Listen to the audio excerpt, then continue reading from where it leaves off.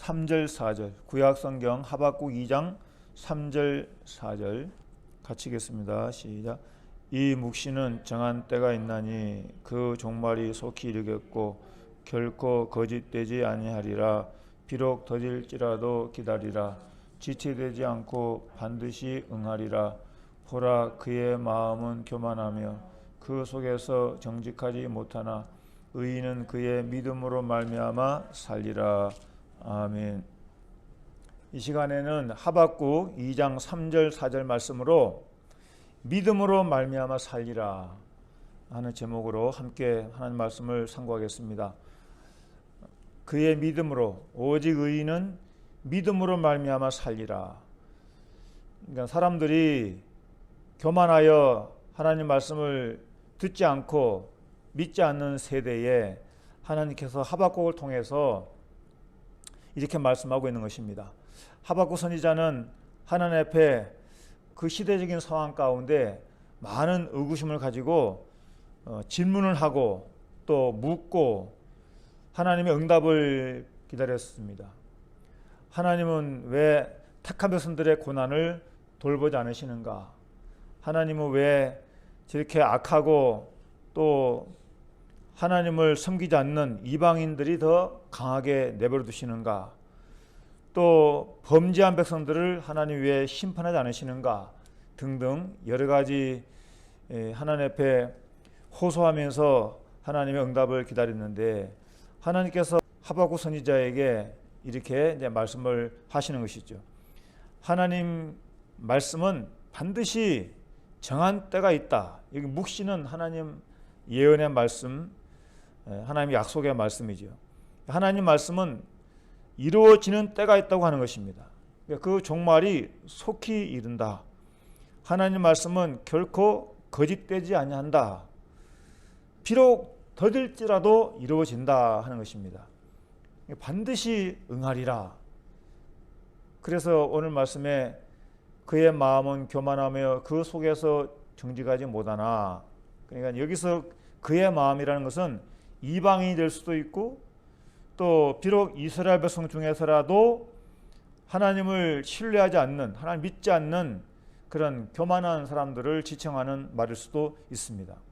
아무튼 의인이 아닌 하나님을 믿지 않는 그런 사람들이 불신앙과 교만으로 죄를 짓더라도 하나님을 믿는 너희들은 끝까지 믿음으로 살아라, 이렇게 당부하고 있습니다. 믿음으로 살아라.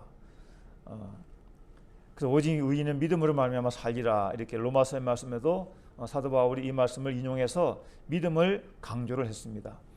그래서 이 시대에 저와 여러분들이 가져야 될 신앙이 하나님께 대한 절대 신앙이 필요해요. 어떤 믿음이 필요하냐? 하나님은 어제나 오늘이나 변함없이 역사하시고 우리와 함께 하신다는 믿음입니다. 하나님은 지금도 함께 하셔요. 하나님의 존재에 대한 모든 역사는 성경을 통해서 우리에게 다 낱낱이 기록이 되어 있습니다. 구약이든 신약이든 기록된 말씀의 하나님의 역사는 이 시대에도 우리와 함께하고 있는 것입니다. 그러니까 때로 세상이 불공평해 보이고 또 오히려 하나님 안 믿는 사람들이 더 잘 되는 것 같고 하나님 믿는 사람들 뭐 별로 그렇게 다를 바도 없고 기도해도 응답이 없는 것처럼 그렇게 보일지라도 흔들리지 말고 끝까지 하나님을 믿고 신뢰하고 믿음으로 살아라고 하는 것입니다. 하나님은 창조의 하나님이십니다. 하나님은 역사를 주관하시는 하나님이십니다. 하나님은 택한 백성들이 기도하는 것을 들으시는 응답의 하나님이신 것입니다. 또 때가 되면 하나님은 죄악 세상을 심판하시고 예수 그리스도를 다시 보내셔서 이 땅을 심판하시고 영원한 천국을 이루실 때가 오는 것입니다. 그러니까 우리는 그때까지 하나님을 끝까지 신뢰해야 돼요. 오늘도 하나님 살아계시고 이 시간도 우리와 함께 하시고 하나님 역사를 주관하신다는 이 믿음, 하나님이 살아계시고 함께 하신다는 이 사실을 꼭 확신하시고 끝까지 믿음으로 사시기를 바랍니다. 이것이 세상 사람들과 우리가 구별되어야 될 중요한 것입니다. 믿음, 오직 창조주 하나님을 절대 신뢰하는 이 믿음, 당시에 이스라엘 백성들이 나라가 망하고 포로가 되고 백성들이 신음을 하고 고통을 당해도 하나님이 그들을 떠난 게 아니었어요. 그들은 회개하고 하나님 앞에 부르짖고 기도하면 다시 하나님께서 돌아오게 하실 것이라는 약속이 주어져 있습니다. 그러니까 하나님이 떠난 게 아니에요. 하나님 함께 하시고 있는 것입니다. 그러니까 하나님을 끝까지 신뢰하는 이 믿음이 참 중요한 거예요. 두 번째는 하나님의 약속대로 기도한 것은 반드시 응답된다는 믿음. 여기 보면 지체되지 아니하고 반드시 응하리라. 비록 더딜지라도 기다리라. 우리가 이제 보통 신앙생활 하다가 낙심하는 경우는 어느 때인가 하면 기도해도 응답이 되지 않는다고 생각이 들 때 낙심하기 쉽습니다. 그러나 하나님을 신실히 믿는 사람들은 기다리는 시간에 하나님의 더 뜻을 찾고 자신을 또 돌아보게 되고 또 하나님 앞에 더 성숙한 믿음으로 우리가 분발하게 되고, 그러니까 우리는 하루하루 결코 헛된 시간이라는 없는 거예요. 고난 중에도 함께 하시는 건 하나님 의지하고 주님과 동행하는 삶을 살아감으로써 우리는 오히려 고난을 통과함으로 견고해지는 것입니다. 고난 속에 결코 우리는 낙심하지 말아야 돼요. 여러분 대나무 아시죠? 대나무는 죽순이 나기 시작하면 하루에 뭐 20cm, 30cm까지 크는 엄청난 키가 크죠. 근데 어느 정도 크면 이제 더 이상 자라지가 않고 이제 내적으로 강해지게 되는데, 대나무가 비록 얇지만 길고 그럼에도 부러지지 않는 이유는 대나무 속에 매듭이 있기 때문에 그래요. 그 마디마디가 그 대나무를 강하게 붙잡아 주는 거예요. 그러니까 대나무가 성장이 어느 정도 이루어지면 더 이상 크지 않고 강해지는 것은 그 뿌리와 그 매듭이 그 대나무를 지탱해 주고 있기 때문에 부러지지 않는 것입니다. 깨지지 아니하고. 그러니까 우리 삶의 고난은 대나무의 매듭과도 같아요. 마디마디에 그 마디가 있어서 대나무가 강해지고 부러지지 않는 것처럼 하나님은 때로 우리를 이렇게 세상 가운데서도 견디게 하시고 기다리게 하시고 하나님 앞에 단련이 되게 하셔서 온전하고 강한 하나님의 사람이 되게 하시는 것입니다. 그래서 말씀을 우리가 믿는다면 하나님의 때를 기다리는 믿음, 의심하지 않고 기다리는 믿음, 포기하지 않고 기도하는 믿음, 하나님은 반드시 응답하신다, 반드시 역사하신다 하는 이 믿음, 그것이 중요한 것입니다. 한 가지만 더 하면 우리는 하나님 믿으면서 한 가지 항상 잊지 말할 게 뭐냐면 하나님은 우리를 사랑하신다. 하나님 사랑하신다. 출애굽기의 말씀 보면 하나님은 질투하는 하나님이라 했어요. 출애굽기 20장에 십계명이 나오죠. 나는 너희의 질투하는 하나님이다. 우상을 섬기면 질투하신다 그랬어요. 그러니까 이 34장에도 질투 하나님이라고 했고, 하나님은 질투라 그래. 질투는 좋은 뜻이 아닌데 하나님이 질투한다고 하는 것은 그만큼 하나님께서 우리를 사랑하신다는 거예요. 인간이 사랑하는 사람이 다른 것에서 마음 뺏기고 다른 걸 좋아하면 막 질투심 때문에 복수도 하고 뭐 싸움도 일어나고 큰 사건이 일어나잖아요.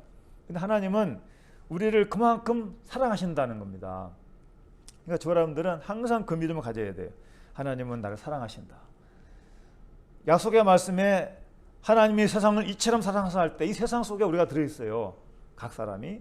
그러니까 이 세상은 뭐예요? 하나님의 형상대로 지음받은 우리 인간, 특히 하나님을 믿는 주의 자녀들, 하나님의 백성들을 사랑하시는 거예요.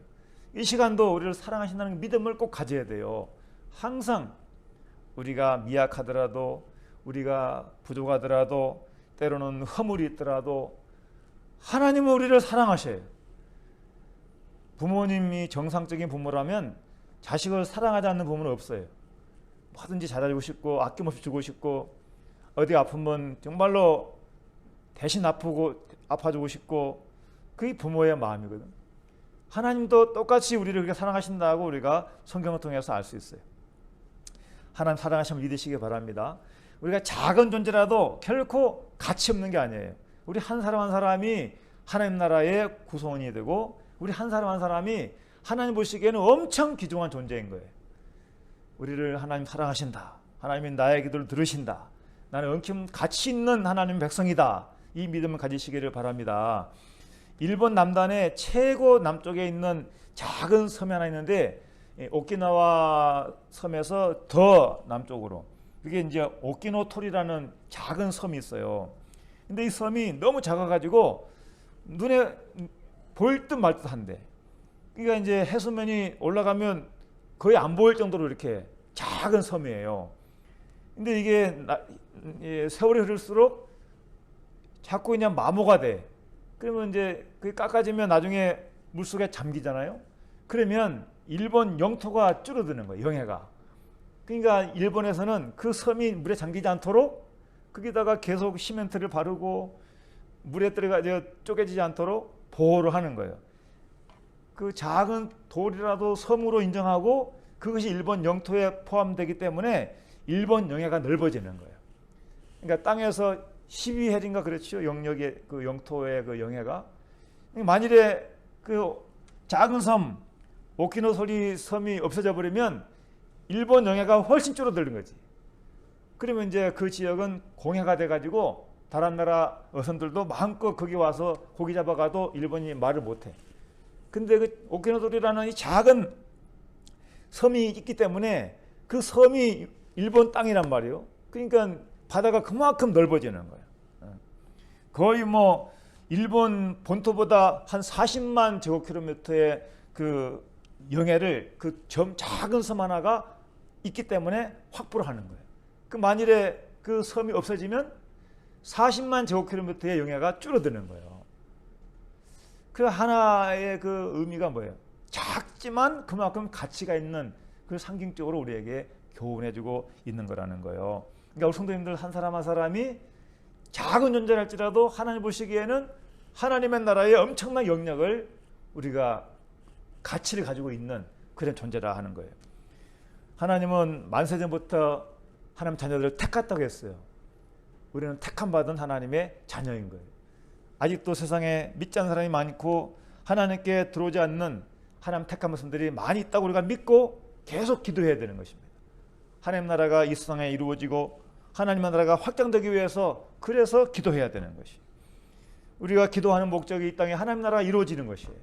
예수 그리스도의 땅에 오신 것은 우리가 구원받고 하나님의 백성이 돼서 하나님께 영광 돌리고 이 세상을 살아가는 동안에 하나님을 찬양하면서 하나님의 뜻을 이루기 위해서 우리를 불러주신 거예요. 이 시간에 하나님이 우리를 보고 말씀하시는 것은 그런 소망이 있어도 전혀 이루어지지 않는 것 같다 하더라도 믿음을 가지고 살아라는 거예요.